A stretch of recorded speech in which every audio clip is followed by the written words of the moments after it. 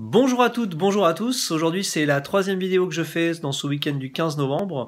La première vidéo, c'était un essai de méditation. Donc, je pense que grâce à vos retours, je vais continuer parce que j'ai vraiment envie de faire des méditations audio, avec ou sans musique, on verra.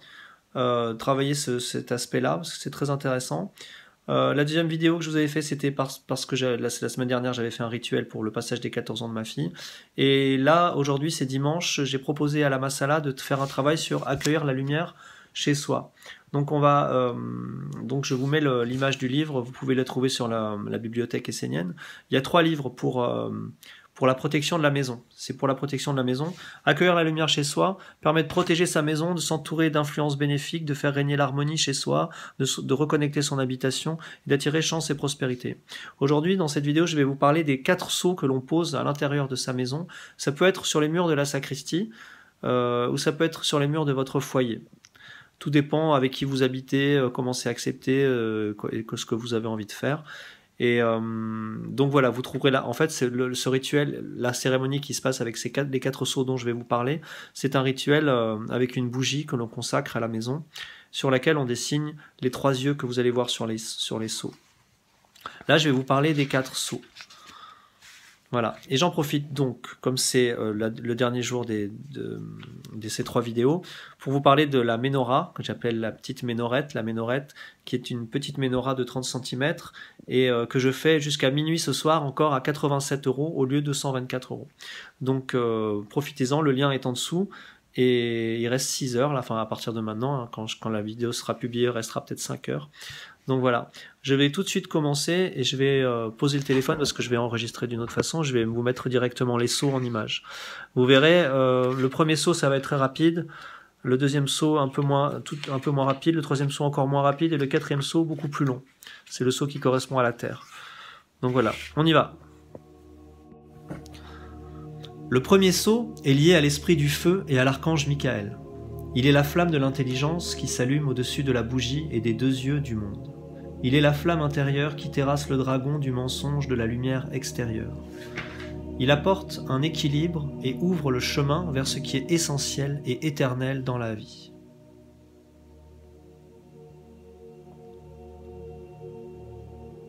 Le deuxième sceau est lié à l'esprit de l'air et à l'archange Raphaël. C'est la parole de lumière, la maison du Verbe magique et créateur.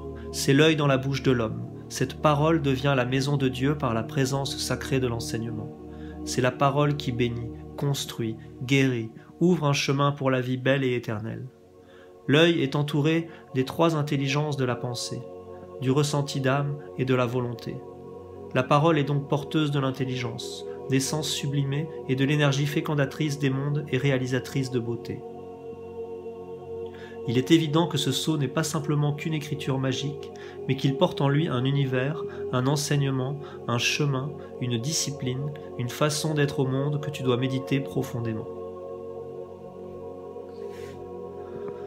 Le troisième sceau est lié à l'esprit de l'eau et à l'archange Gabriel. Le cercle de lumière du soleil représente la communauté vivante et tes relations avec la communauté, ta présence en son sein, ta place, ton action. À un degré élevé, ce cercle du soleil est la ronde des archanges. C'est l'œil dans le cœur, l'œil de l'amour, de l'harmonie, de la justice, des relations justes. C'est l'œil qui permet de voir non pas les corps mortels, mais les échanges subtils, les liens qui se tissent entre eux pour nourrir l'enfer épineux ou les fleurs de la méditation des anges. Cet œil contient 3 yeux. L'œil gauche, argenté de la famille terrestre, de la communauté des hommes mortels. L'œil droit doré de la famille d'âme, de la communauté de lumière, qui porte l'école sur la terre. Cette communauté est plus ou moins parfaite, plus ou moins vivante. Par parfaite, j'entends en correspondance avec le monde divin, et par vivante, j'entends dirigée par un maître incarné. Si le maître n'est plus là, alors l'œil originel est éteint. L'œil du centre, c'est la communauté éternelle des maîtres et de leurs élèves. C'est l'humanité de lumière qui aspire à bâtir le royaume du Père sur la terre, pour le bien et l'ennoblissement de tous les êtres. Ainsi, ces 3 familles doivent être en harmonie pour que ta vie soit belle et juste. Ta relation avec ta famille et la communauté des hommes doit être juste. Surtout rappelle-toi de ce commandement du Maître. Ne donne pas de perles au pourceau. Ta relation avec ta famille de lumière doit être pure et juste. Ta relation avec les sphères des maîtres, des messagers de la lumière, doit être elle aussi pure et juste. Ainsi tu te tiendras dans le cercle du soleil et tout circulera en toi et dans ta vie pour le bonheur et le bien-être de tous. Car ce n'est pas que l'homme qui doit être béni, mais aussi toutes les créatures qui vivent sur la terre avec lui. Si l'homme ne se comporte pas bien, il prive les êtres qui dépendent de lui de la lumière qui leur est destinée et il plonge les mondes dans la nuit, la souffrance, la colère et la destruction. Adam, qui a chuté sous l'emprise de la matière, a eu 7 fils, dont Enoch. Celui-ci est le premier à avoir tracé ce cercle de lumière au sein des ténèbres pour protéger l'œil de Dieu, l'enseignement divin sur la terre.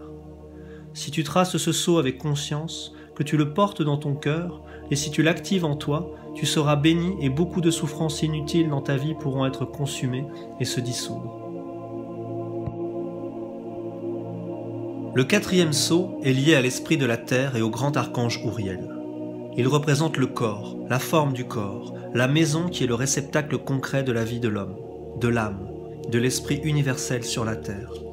Le corps d'Uriel n'est pas le corps de la mort, c'est le corps de la vie, c'est l'énergie vivante reliée à l'âme et à l'esprit divin qui anime la matière et la conduit vers la perfection, vers l'union consciente avec Dieu, avec le mystère.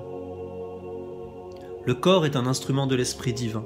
Il peut aussi être un instrument de l'esprit de la matière, c'est-à-dire de la mort, de la décomposition. Il est évident que notre école ne s'oriente pas vers cet esprit. Non pas qu'il ne nous intéresse pas et que nous le rejetons, non mais, tel Moïse et les prêtres consacrés d'Égypte, nous voulons sortir de la maison de servitude pour entrer dans la terre promise qui est le corps vivant, corps de lumière d'Uriel. Savoir que le corps peut être serviteur ou médium des 2 esprits peut nous éveiller dans le juste discernement et dans la prudence et la vigilance sacrée. Nous rejoignons ainsi les 2 yeux ouverts et éclairés de l'intérieur par le 3e qui est porteur d'éternité.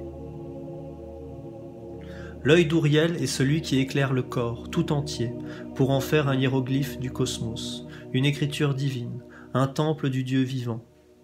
Avec cet œil dans le corps, Dieu vit dans l'homme. Il est venu faire sa demeure en lui, se poser sur lui et agir sur la terre par lui.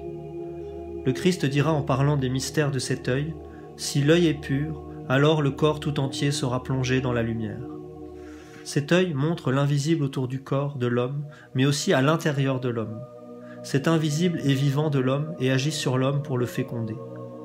Si l'homme entre dans ce monde sans la protection de l'école de Dieu, il sera perdu car tout ne sera pour lui qu'illusion. Illusion de ténèbres ou illusion de lumière. Celui qui entre dans ce monde avec la protection de la lumière divine mettra tout en œuvre pour se construire une maison de lumière, un corps d'éternité. Cela s'appelle prendre sa vie en main.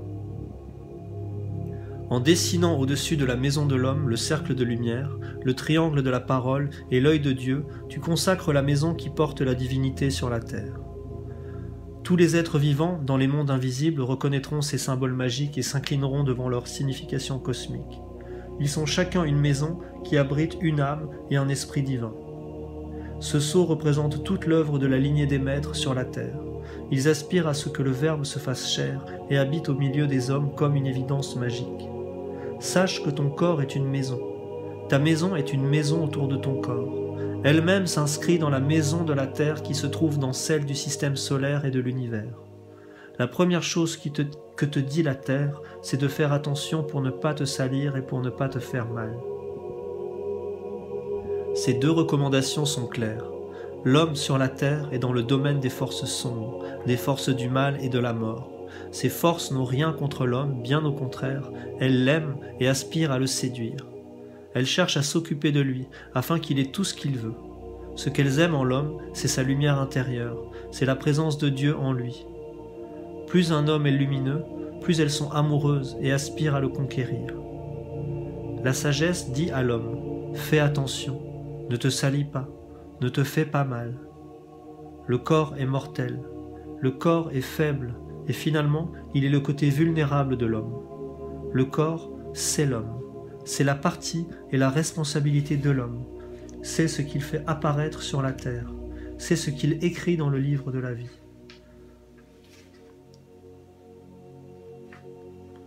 L'âme et l'esprit appartiennent aux dieux ou aux forces sombres. La tâche de l'homme est de préserver son corps, d'en prendre soin. de le purifier dans toutes ses activités, de l'éveiller dans tous ses centres, de le consacrer aux intelligences supérieures, de le relier à des divinités afin que la lumière puisse venir faire sa maison en lui. Alors il pourra protéger sa famille, sa maison, puis l'humanité et la terre qui en est la grande maison. Sans le corps de l'homme, la divinité qui habitait cette maison n'a aucun moyen de se manifester sur la terre.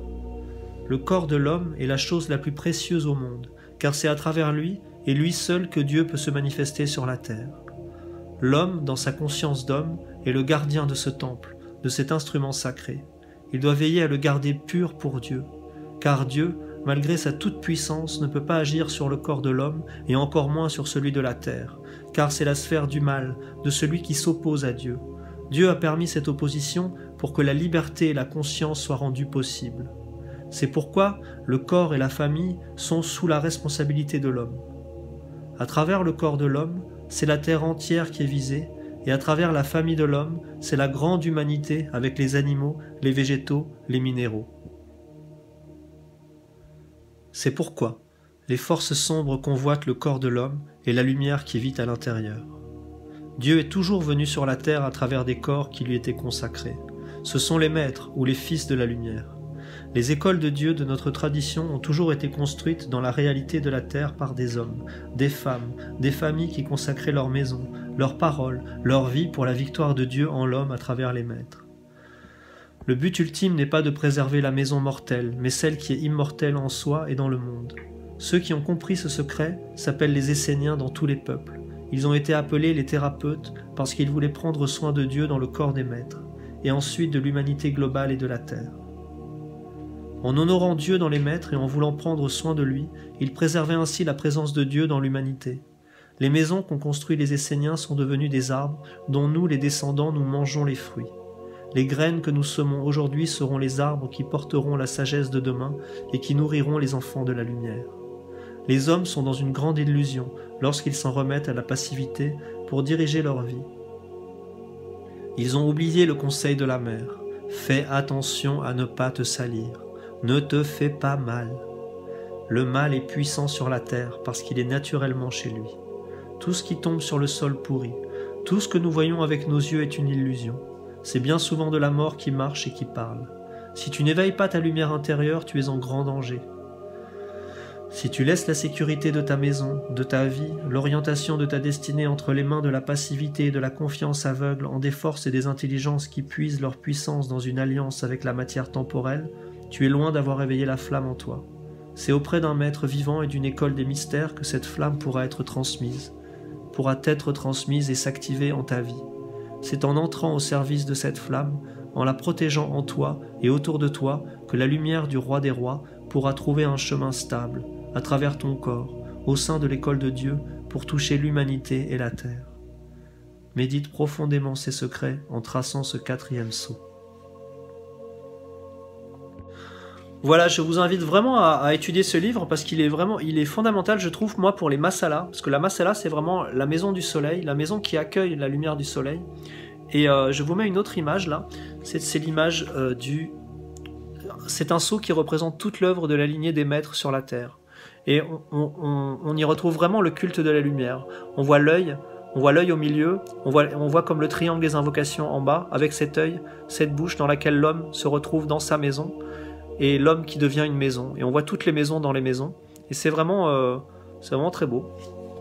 Voilà, je voulais vous partager cela. Il y a 3 livres. Ensuite, il y a un 2e livre qui nous parle de protéger le seuil de la maison.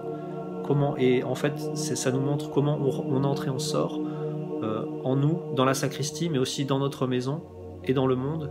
Et avec toujours ce lien, cette constance, avec toujours cette constance, cette permanence en lien avec l'alliance et les règnes des minéraux, des végétaux, des animaux et des maîtres. Et on a un 3e livre avec la Ménorah pour allumer l'alliance dans la maison. Donc voilà, merci de m'avoir écouté, je vous souhaite un très beau dimanche et à très vite. Gros bisous.